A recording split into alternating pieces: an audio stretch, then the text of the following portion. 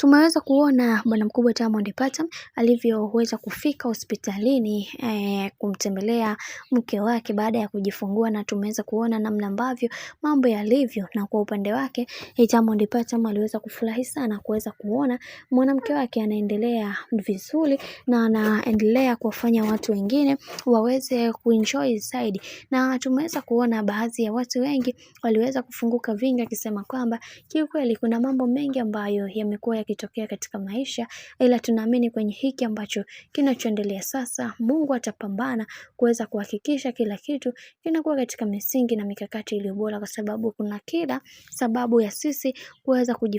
kujifunza kwenye hiki. Na pia tumeweza kuona namna ambavyo mambo yalivyo, na wengi wao walitamani sana kuweza kujua hiki, ila tunaamini kwa uwezo wa Mwenyezi Mungu kila kitu kitakwenda kuwa sawa, licha ya watu kuweza kuzungumza mambo ambayo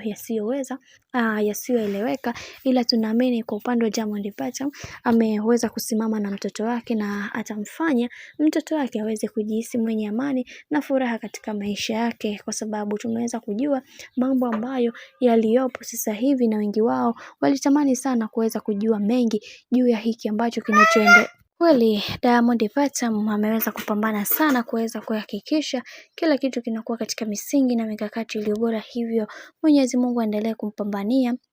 na aweze kuwa katika misingi na mikakati iliyo bora kwenye hiki ambacho kinachoendelea sasa. Kiukweli Zuchu pia ameweza kufurahia juu ya hiki ambacho kinachoendelea, na Diamond Platnumz kuweza kuonesha furaha ya hali ya juu baada ya kuweza kumuona mtoto wake. Hili ni jambo jema na ni jambo zuri kwa upande wa Zuchu, na kama ambavyo ilivyo aliweza kufurahia na kujihisi mwenye amani na furaha katika maisha yake, kwa sababu amekuwa mtu ambaye anapitia changamoto nyingi sana katika maisha yake.